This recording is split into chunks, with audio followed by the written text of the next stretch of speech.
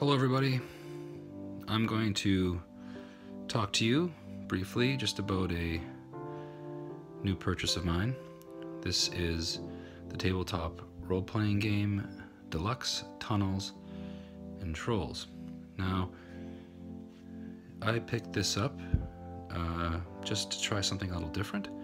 I have played D&D for many years, but my other friends, they're the ones who always ran D&D. I wanted to try just something a little different to run, and I also wanted to make sure I found something that me and my wife would like to try.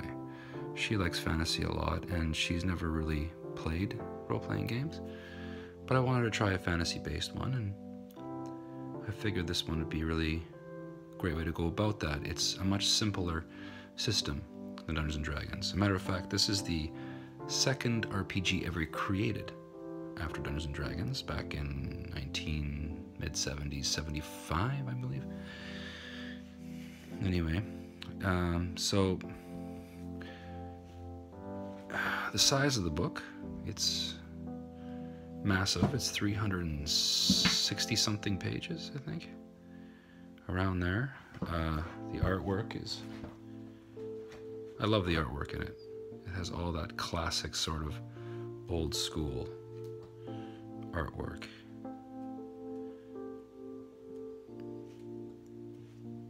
Now the contents itself, it goes over a lot of different, I think this is kind of a collection of a lot of their other versions kind of all thrown into one book. They had, I think they went up to 7.5 in their versions. The system itself, it's pretty straightforward. Like, to create a character took, maybe 10 minutes. A lot of the same sort of stats as Dungeons & Dragons, your strength, dexterity, constitution. But it's all D6s as well. This game is entirely in D6s, so when you're making your skill rolls, when you're doing combat, it is all using the 6-sided dice. Combat is pretty straightforward. Combat is just simply,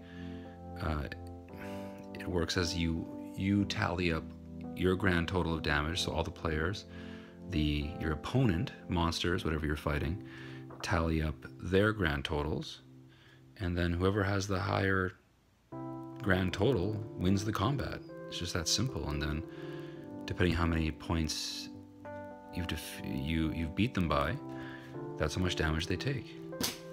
So yeah, very narrative driven, that sort of way. Because after you determine who got the higher roll, you then describe what happened narratively speaking. Now, another cool thing about Tunnels and Trolls is that Tunnels and Trolls introduced solo play, which is kind of neat. So kind of like your choose your own adventure kind of flavor. But I have yet to try it myself, but I did run this game for a friend and my wife actually this weekend, and it really worked out great. It was a fun system, very self-explanatory in terms of doing the skill rolls, doing like I said, the combat. Really give you a chance to focus on the story, but to call upon rolls when necessary to bring that dramatic flair.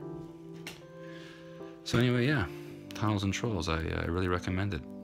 It's a nice little system. I think it's good for people who maybe just want to try RPGs for the first time. This is a really good way to ease people into a tabletop RPG. Anyway, yeah, Deluxe, Tunnels and Trolls.